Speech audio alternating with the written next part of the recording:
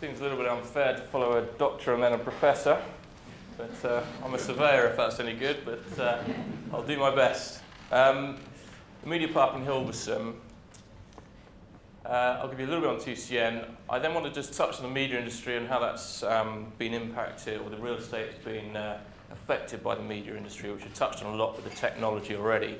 Discussions. We'll then run through the Media Park, which really then starts to employ some of those theories we've seen already. That links into creative clusters, which is an hour of topic on its own, but I've had to cut that out because I was told last week it's 15 minutes. So, a little bit about TCN. It's a Dutch company, established in '94. We've got a presence in some other European countries. We're a private developer. Portfolio is about 800 million euros. I was going to put it in sterling, but that keeps changing, so we'll leave it in euros. And in the UK, we've been here since 2006 with a portfolio of workspace of about 250,000 square feet. The Media Park's our biggest asset in Hilversum. I'll come back to that. We also have what's known as brown boxes, which is a permanent trade fairs, particularly in Europe, which is really wholesale to retail. In Utrecht is our head office. Very good example of the sort of projects we do.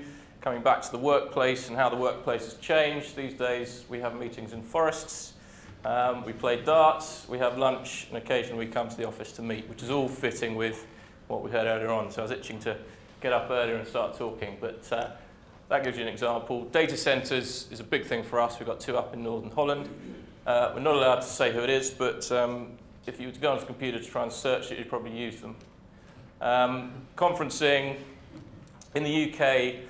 We just acquired a site, if you know, next to Bristol, next to the station there, which includes this type of project, which again is clustering, but not necessarily just creative, but looking at SME businesses as well. So very much on theme. In Brixton, we have a creative cluster, about 40,000 square feet, which I know wasn't on any of the London creative maps quite yet, but we'll get there. And then some other conferencing in the UK as well. So back to the main event, which is the changes in the media industry. Someone's touched on this already earlier on, I can't remember who it was, but traditionally when we talked about media, we talked very much about TV, radio, publishing, production, and what we're seeing is very much this merging of processes, of products and of profits in the sectors. Someone mentioned, in fact, the linear process that was traditional. Someone would write a script, someone else would commission it, someone would do the pre-production, production, and then someone else would do the post-production, and then eventually the broadcast. What we see now is very much this clustering of processes through the way that technology has changed. And the best example of this I have is when the ash cloud came over, and Gordon Brown, for some reason, I think he thought it was the next Falklands for him, sent the Royal Navy out to go and pick people up from Spain. And of course, no one could get out there to film it on the news, and all the reporters were stuck in the UK. But what we saw on the front of the Navy boat was kids with their cameras on the BBC News. And I thought that was just a classic example of that process has gone. And now the idea, the construction, and the connection can all happen on basically on a mobile phone. So massive impacts, as we're hearing, on the real estate. And what it means is big companies are starting to have less control of the mass market. And you're seeing that barriers of entry are much reduced, which is meaning that it's a mass of niches. Digital technology is disruptive. That's a very succinct way of saying what we're all talking about. And as I say, linear workflow has become much more clustered. As we've been hearing, creative world exists in communities, and it's that change that's driving this dynamic, which is why we're all talking about where should we work, who wants to be clustered together. Everyone's gone online, and we've all got a million friends online, but actually we want to come offline and talk to those friends, and it's the same with business. So that leads us on to the Media Park in Hilversum. This is an aerial of the site.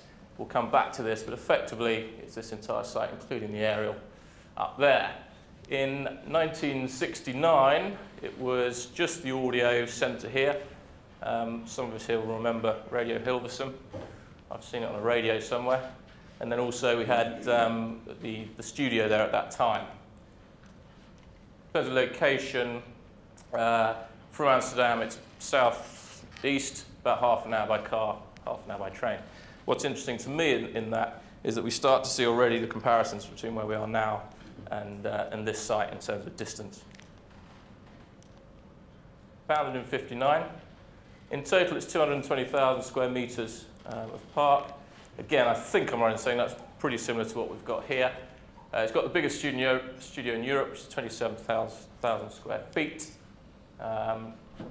Main users are broadcasters, production, and new media. And that follows through in terms of how it's changing as well. Traditionally, it's very much a broadcast base, very much a production base, and we're starting to change that.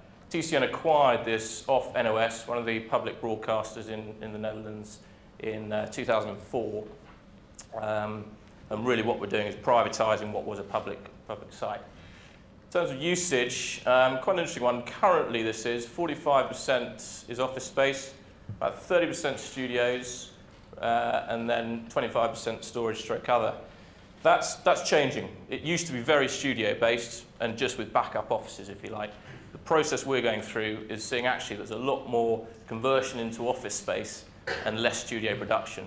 And that simply comes through what we talk about, Max being able to do a lot of the processes that we used to have to do in major studios. Pipeline going forward is about 100,000 square metres of pipeline potential at the park. Again, similarities with where we are now. In terms of income, we generate about 14 million euros of net income. When we acquired it in 2004, that was about 10.5, 11 million euros. So there's been a nice ticking up of income, some of which has come through new buildings we've put on the site, some of which has come through a bit of rental growth as well. I didn't change these after I'd heard what would be the ideal levels of rents that people want to pay, whether in Shoreditch or elsewhere, but on average, 10 to £13 per square foot for the offices. That's what we call sort of grade A offices, and then the studios at £4.50 to £8. To put the office bit in context, there is a traditional business park where Nike have a large presence on the other side of Hilversum, and they obtain about £11 a square foot for a grade A office space. So when people start to say, how does existing buildings and this organic development, how do you make money out of that? You've got to build big buildings and let them to international companies. Interestingly, actually rates per square foot can be higher if you get the concept right. Fascinating one there, 95% occupancy. So even in this tough time, since I've been involved, when we acquired this in '94, we've never dropped below 90% occupancy. In terms of tenant profile, just very briefly, broadcast at RTL, still a large part of the income. Facilities, you can see, makes up 33%. Ventic events and Technicolor are the other parties that make up the bulk of the income. After, that doesn't quite make 100 for those that are on the ball. After that, it's really the office content that I'll come on to that makes up the difference. But as you can still see, there's a real strength in the actual broadcasting production still on this site, which is an important part of the success. In terms of the plan of the site itself, I'm allowed to show you this. It's there. And, at least that's good.